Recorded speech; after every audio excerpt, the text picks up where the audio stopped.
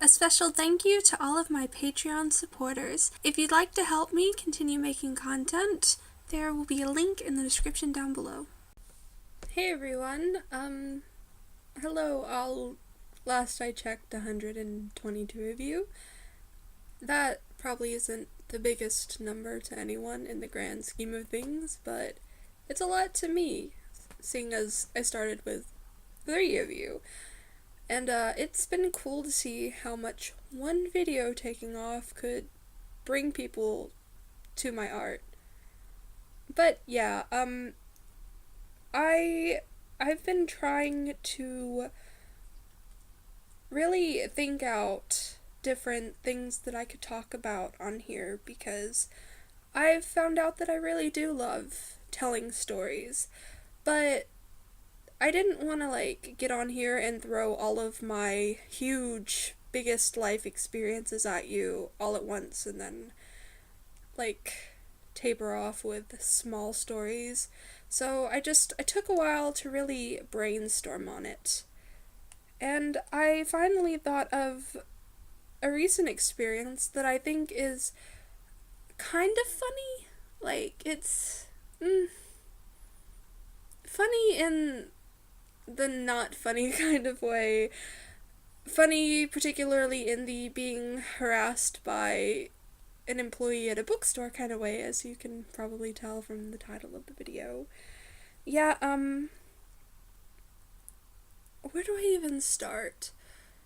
Well, so to start this out, it happened in a small bookstore chain that is unique to my state. I won't put out the name, but yeah, and the bookstore in question, there are a few around the state, but none out of it. It is one that is near and dear to me. When I was younger, it used to be kind of my safe haven. My dad, who I'm no longer on talking terms with, but that's a story for another time. When I would have to stay with him, it was very close to where he lived, so often going there was kind of something that I could look forward to in bad times. It was just a big comfort to me. And I only say that because having an unfun experience in there that made me a little bit hesitant to ever go back was kind of upsetting, you know? I mean, this was something that prompted me to, for the first time in my adult life, or my life in general, call a store and complain. And I don't like complaining, I don't like bothering people, I don't like phone calls, and I don't like talking to strangers over the phone, so it takes a lot for me to get to that point. But I'm gonna get into it. So it started out one of the rare nights where all of my friends had time where we could all get together. It's pretty hard to do that because of differing work schedules and such. And we had just finished eating and we wanted to go to the bookstore, and we looked at the schedule and it was 9 p.m. and the store closed at 10. That was no problem. We're not the kind to loiter around until we're bothering staff. We were just gonna get in, browse, get out. Maybe not even buy anything so we wouldn't have to really, hold people up. We just wanted to browse. And I hadn't been in there in a while because where I currently live, it's nowhere near there. So while my father's house is near it, I don't usually have many excuses to go out that way. So, we're trying to just get in and get out. But it didn't wind up going that way at all. In fact, with the experience that happened, I didn't get to look at books at all. I didn't even get to browse. Oh, we'll get to that. We'll get to that right away because this experience started the second we stepped through the automatic doors. Immediately, as we were going down the center aisle, each side of the center aisle branches off into a bunch of lovely sections of books, and to your left is the manga and comics, which we're just going straight for it. Everyone in my group was just beelining for that section. That section that had never changed positions and had been where I had grown up, had been where my father had bribed me with manga to put up with his behavior. But again, it's another story. Just, I have history in this manga section is what I'm trying to say here. So, before I can even glance in the general direction, get a good look at the manga section, which is my goal, we are stopped by this man, this employee of the store. And, oh my goodness. Let me just get into that. This man, I believe that he was pretty tall. Not as tall as my friends Ethy or Tony, but taller than the majority of the group. And heavy set, heavy build, just a decently sized man. And he walks over, and we're all polite enough. Like, we're not gonna ignore somebody. We were raised better. Well, sort of. So he walks over and he starts up a conversation, and at first, everyone in the group, which is a good, at least 5 of us, we stop and we're indulging him. We don't know what it's about, but we can see that he's an employee there, so we're like, okay. And he starts telling us a tale, and he's like, you guys won't believe this. Listen to this story. The other day. And he goes on to tell us a story about a huge group of people that came in, and not a single one of them got the special rewards card. And yeah, that was the entire story. And then we're all, just laughing along, like, haha, I can't believe it, that's so wild. And, he goes on to utter a few explicitives, naughty words to describe these absolutely ridiculous. Oh my god, I wish you guys could see this. My cat is curled up beside me, and he loves to just watch from a distance, so he is lovingly gazing at me as I talk to myself. But, okay, anyways, he begins to kind of talk about what idiots these former customers were, is the nicest way to put it. And, we all are politely laughing. Perhaps the majority of us a bit uncomfortable because, again, words said were not words that we would expect someone who is employed at a place we are shopping to randomly say to us not 5 minutes in the door. But, okay, we're laughing awkwardly, and then, see, it doesn't stop. Like, there's this natural course of conversation where there's a point where you should be able to slip away. Even if someone clearly wants to continue a conversation, especially someone who is an employee at a place where you are trying to shop, you expect to have, like, this lull in the conversation where you are given permission to exit. This man did not want us to walk away. And so there were different reactions to people in our group. My friends, a couple of them, they ran. The rest of us, we were left. Those of us, the 3 of us, there were 3 of us. Me, Ethy, and Leslie. We were kind of too polite to run. We were too polite to 100%. Well, let's kind of go down the chain of command. My sister, my friends Tony and Brandon, they were gone. They turned and ran while we were distracting the man. And again, this man was just badgering us about how ridiculous it is not to get this rewards card. Like, to an excessive amount. But okay, Tony, Brandon, and my sister, they immediately run, leaving us to fend for ourselves. And then next in the line of too polite for your own good was me and Leslie. And we start to back away slowly while continuing the awkward conversation, and I wasn't gonna leave Ethy. I mean, I did wind up leaving Ethy. That's not fair, but I tried to save him. I did my best. As I backed away, I kept saying, "Hey, Ethy, come look at this, Ethy. We should go see this, Ethy. So and so is over there doing so and so." I tried, y'all. I tried. I gave him every out. But my dude, Ethy, he is too good for his own good. He's too polite. I had to turn and run. It was survival of the fittest at that point. We didn't have long to browse.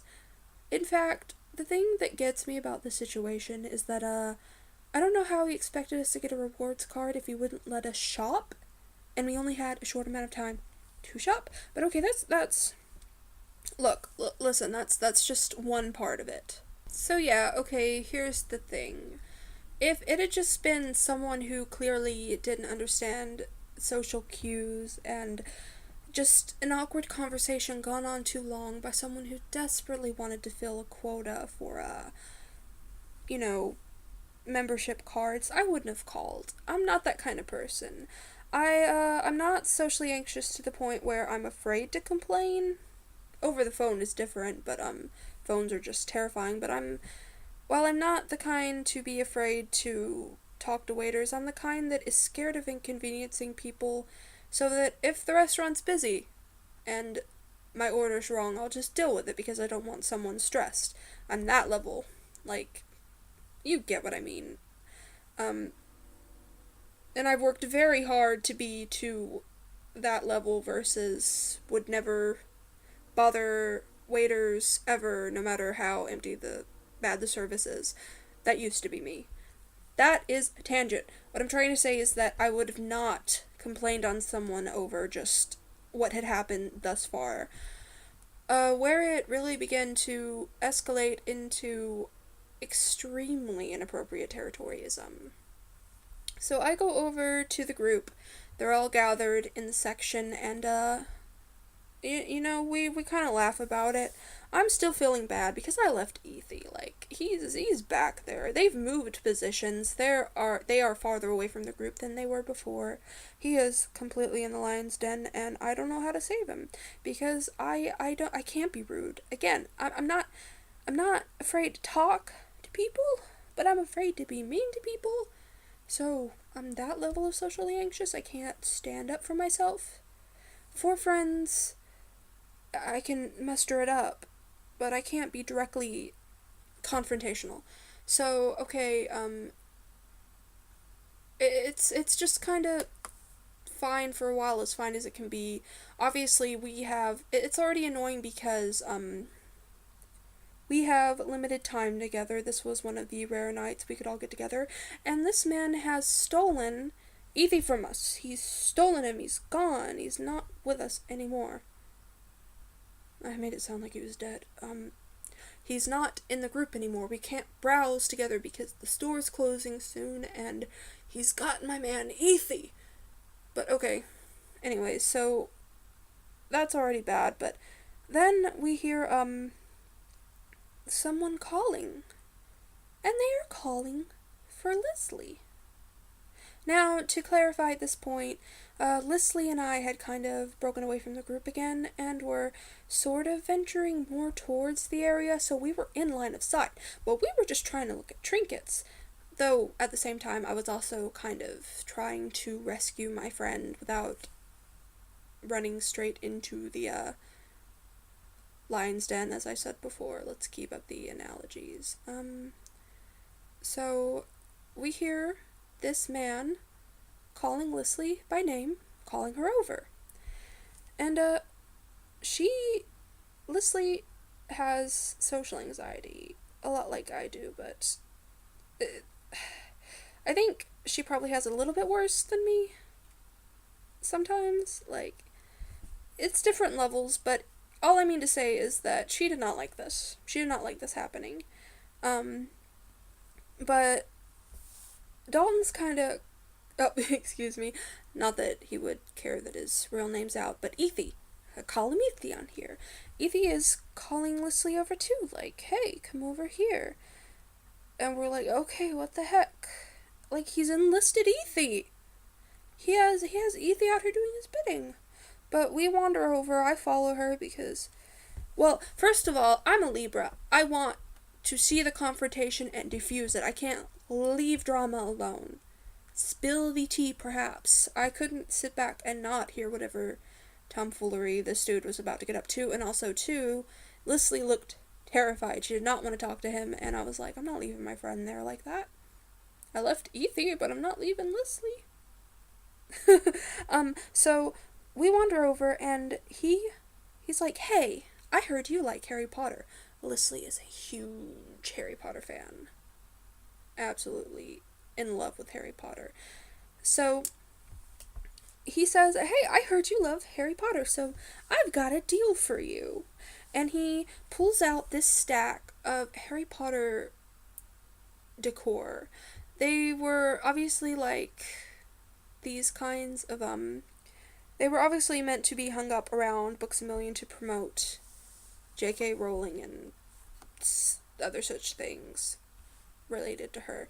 Like things that you would see attached to the ceiling, these cardboard like flags of the different houses. I mean, cool stuff if you're into it, but this really thick stack of Harry Potter promotional material, and he slams it down in her hands, and he says, look, I'm gonna give these to you, but here's one thing you gotta do for me now.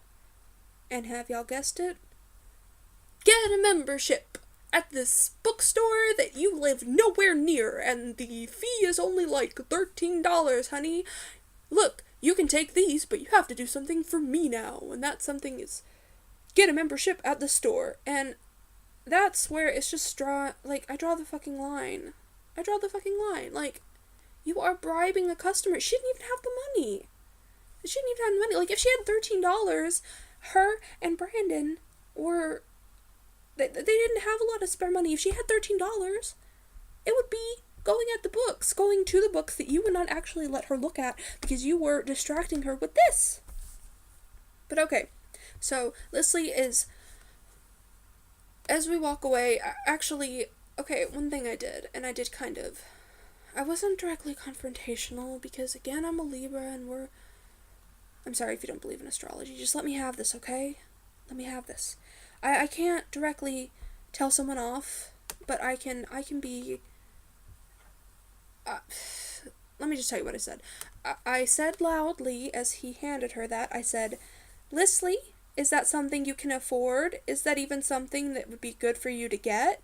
Kind of like trying to get in this dude's head that we weren't on board. Like, she didn't have the money. I knew she didn't have the money. They didn't have a lot of spending money. Why would... Anyways, I don't need to. But I said that out loud, but this dude, he didn't care. He was off in his own zone. So yeah, we wind up kind of scampering off. At this point, I'm like, Ethy, you can stay in the lion's den.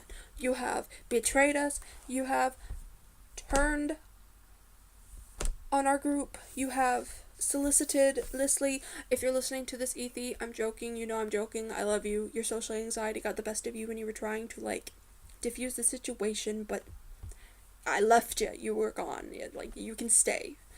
So, yeah, we turn around and we're wandering away, and Leslie is having the internal dilemma, the internal breakdown of her life, because she wants these posters. She wants them so bad, but she is so scared. So scared of the repercussions. And see, there's an angel and there's a devil on your shoulder. And I kind of presented both to her because, you know, there were two options. This was a thick stack of promotional material.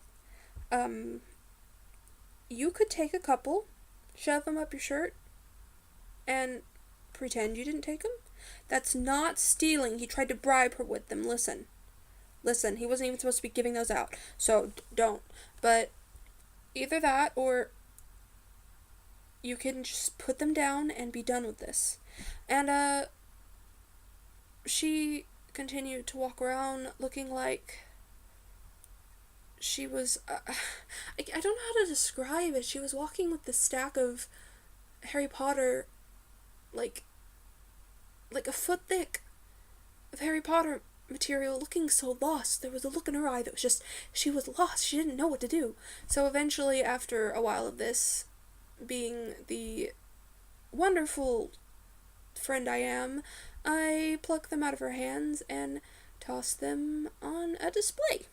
Like, for him to find later, because, hey, I already told her, like, you could probably fit a couple up your shirt and run, but obviously she was having a moral dilemma over all of that, so, yeah, we just tossed him to the side.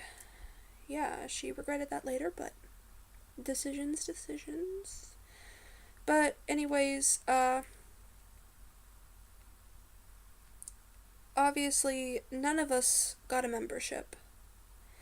And, a little add on to this, and I'm not gonna give out all of the details of this because I don't know if Ethy would be cool with it, but the only thing that I can say is that while Ethy was stuck there, the employee was being significantly more inappropriate to him than he was to us, and that's saying a lot.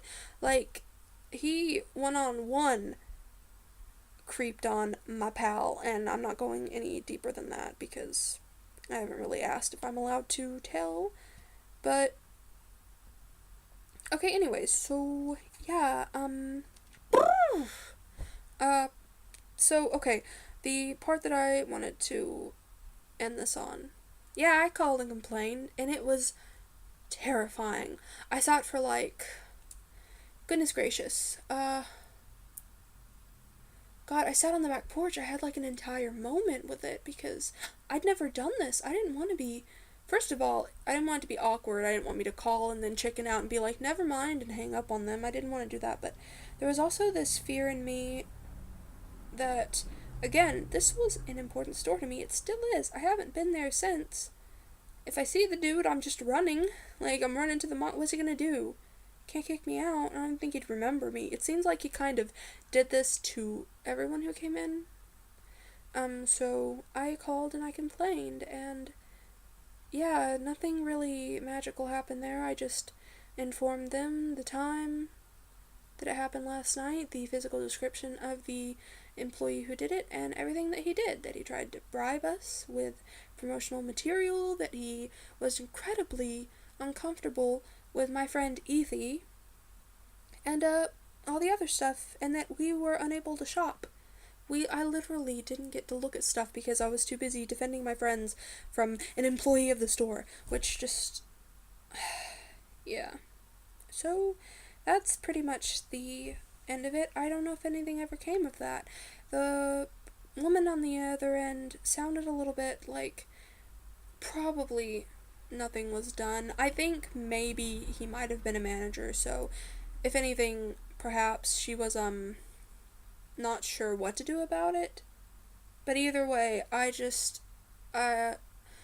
friends wound up thanking me, which I only say because I had this feeling of being unsure if it was overdramatic of me, since this isn't usually something I do, but having my friends say thank you for doing that had me feel more like, okay, yeah, they needed to at least know that someone in their store was harassing people, so that if he was being weird again, they might at least have an inkling that that was what was going on.